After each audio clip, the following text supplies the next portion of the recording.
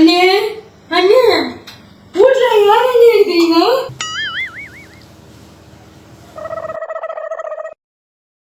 ஏம்பா யாருப்பா நீ? கோயிலுக்கு கூழ் ஊத்துறேன்.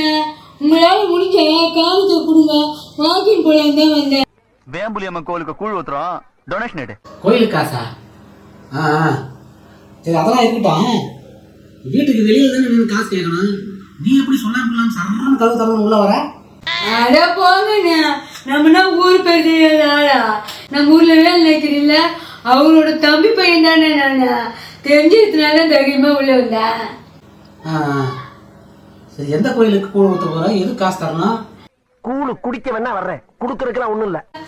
அது ஒண்ணும் இல்லைண்ணா, நம்ம ஊர்ல புளியார் கோயில் இருக்குதுல்ல, அதுக்கு குழு ஊத்தலான்னு இருக்கிறேன். உங்களால முடிஞ்ச காசு கொடுங்கண்ணா, வாங்கிட்டு போறேன். ஆரம்பிச்சு முதல்ல அவர்கிட்ட தான் டொனேஷன் வாங்க போனோம். ஓ, பிள்ளையார் கோயிலுக்கு கூழ் ஊத்த போறீங்களா? பிள்ளையார் கோயிலுக்கு என்னைக்குடா கூழ் ஊத்திருக்காங்க? காலங்காலமா அம்மனுக்கு தானே ஆடி மாசத்துல கூழ் ஊத்துவாங்க. நீ என்ன புதுசா பிள்ளையார் கோயிலுக்கு கூழ் ஊத்துன்னு சொல்ற? ஐயோ, அவசரப்பட்டு புளியாருன்னு சொல்லிட்டோமே. அது ஒண்ணும் இல்லைண்ணா, இப்பெல்லாம் மக்களுக்கு கண்ட வியாதிலாம் வருது. கொரோனா மாதிரி வியாதி, பன்னி காய்ச்சல், இந்த மாதிரி புதுசு புதுசா வியாதி வருது இல்லைன்னா, அதனால நம்ம வழக்கமா அம்மனுக்கு ஊற்றி ஊற்றிய இது வரைக்கும் நமக்கு சரியாவே ஆகல.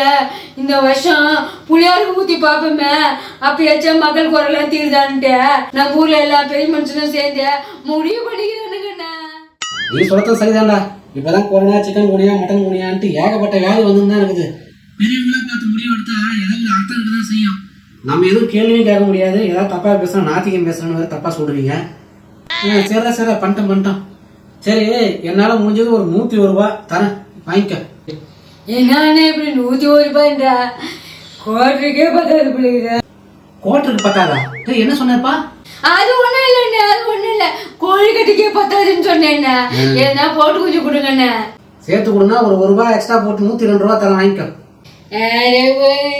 காசு ஒன்னா வாங்கிக்க, இல்லைன்னா போட. சரி வேணாம், அதையாச்சும் கொடுங்கண்ணா. வந்த வரைக்கும் லாபம் பண்ணிட்டு. சரி, இவன் இது மாதிரி தர மாட்டான் பிள்ளைங்க. மூஞ்சம் படி பார்க்கதான் வாட்ஸ்அப் வாங்குறான். பிச்சுக்கார போய் முடிச்சுவேன். என்ன இவன் தனியா முன்முத்துனுங்கிறான்? சரி வரேண்ணா. போ. என்ன அவன் பிள்ளையார் கோயிலுக்கு கூழ் ஊத்துறதா சொல்றான். குண்டான இறக்கி வைக்கிற கறிக்கு அந்த மாதிரி மூஞ்ச வச்சுக்கிறான்.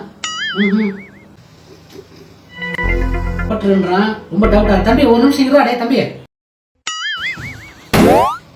டேய் இருடா. டே அதுக்குள்ள ஓடிட்டு இருக்கான். அடப்பாய் பையன, சந்தேகமா இவனை பார்த்தா எனக்கு 101 ரூபாய் வாங்கிட்டு போயிட்டானே, என்ன பண்றது?